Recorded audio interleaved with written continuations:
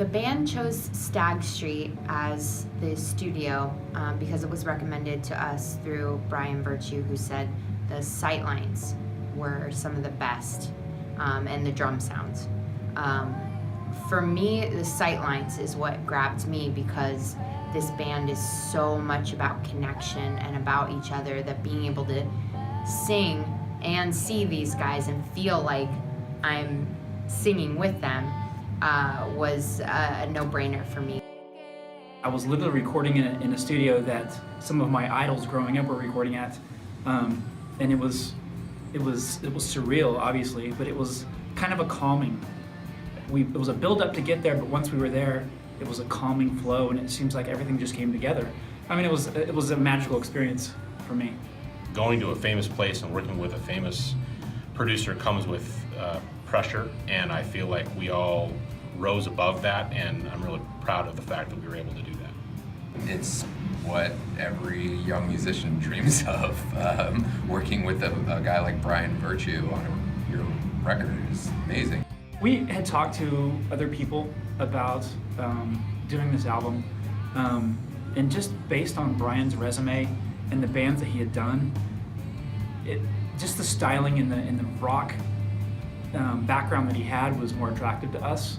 And just the fact that it was Brian Virtue, obviously we had that opportunity, we jumped on it. We chose Brian because our drummer Corey is such an amazing connector that through his contacts, we were able to meet this weird little dude who just came in and just got us right from the start.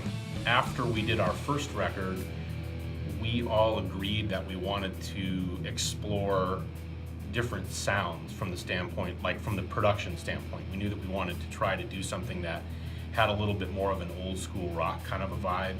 And honestly, I was just chatting with a buddy of mine who's a drummer in a big famous band, and he basically said, why don't you call Brian Virtue? He did our last record. And I remember looking at him like he was nuts, and I was like, but you can't just call Brian Virtue. He's like, yeah, you can. I did. And once we met him, it was really obvious that he was on the same wavelength as us and really kind of has similar goals for bands, which was amazing to us that he would even consider working with us. And he's really a friend and someone who's amazingly knowledgeable about what he does and explains it to you and makes you a part of your own record and what you're doing to make it sound great.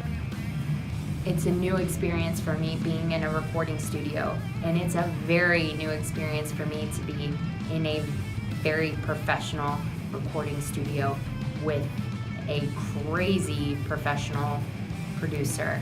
I am the most proud of how we came and brought it.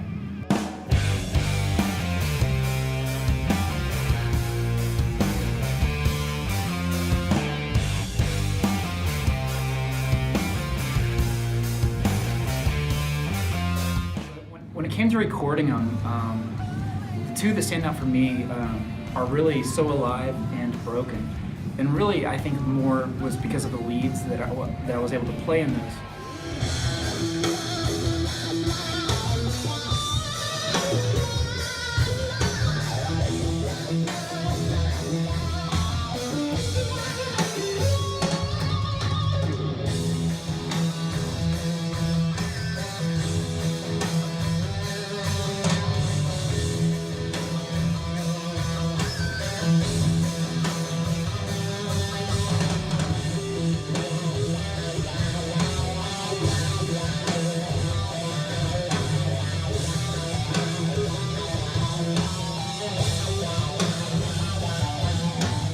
I'm gonna say Runaway was my favorite song to record because it marked kind of a milestone for me as a drummer, because in that song there's like, everybody keeps calling it a drum solo. It's not a drum solo really, but it's a section of the song that features the drums that transitions the song from one part to the next. And it's a challenge to play, and it was really fun to attempt.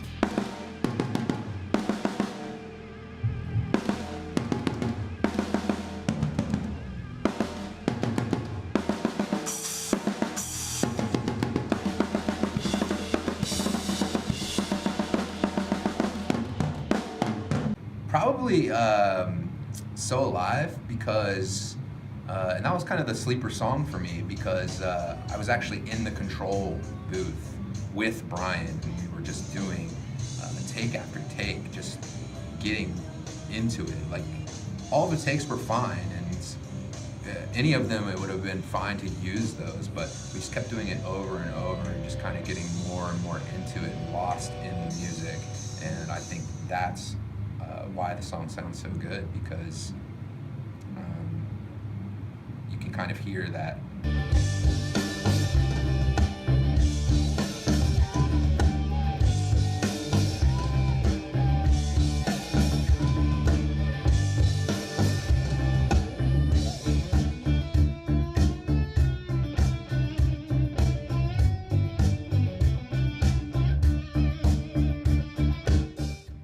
Favorite song to record was probably If.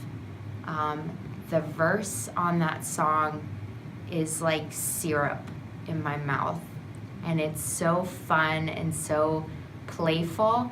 I just like, that's the song I used to warm up for. It has the attitude, it has the lilt that I'm looking for in my voice, and I think it's my favorite thing ever to sing.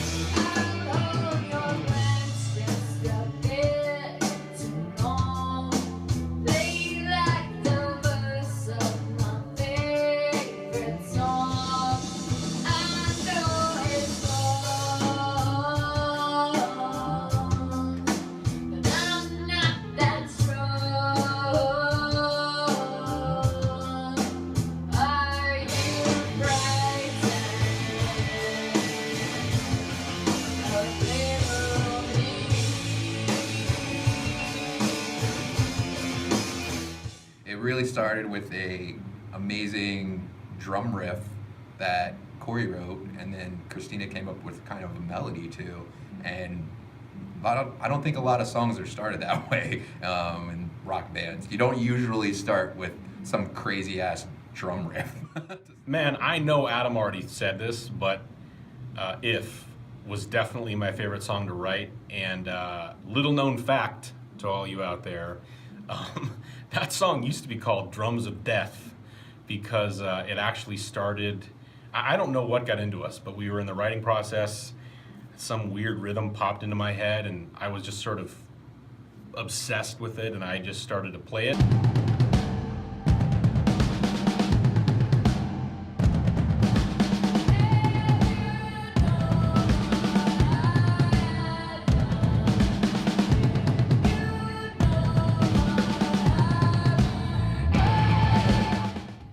Devil You Know for me was my favorite, and it actually strikes the most memory for me. Just because we wrote it at Adam and Christina's apartment, and it was one of those days we weren't really jamming, we weren't doing anything, we just kind of sat down and see if we could write some music. And we wrote that riff, it just kind of came out on the acoustic guitar, and from that riff, Christina just magically comes out with a melody, and it turned into Devil You Know. Just sign on the dark. My favorite song to write was Broken. It was one of those magical things where you're just so connected to what the music is saying that you just open your mouth and there it is. And it was a really incredible experience. You want those all the time. There are songs that are on the opposite side of the spectrum that take all of your energy and all of your talent to get to where they need to be, but those rare instances where you have a moment like Broken, that's what you do it for.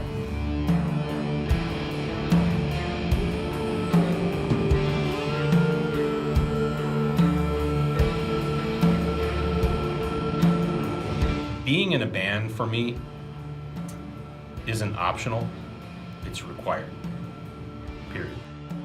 Relationship between the drums and the bass, as far as the groove goes, it's powerful, but it's also sexy, and it holds down the foundation.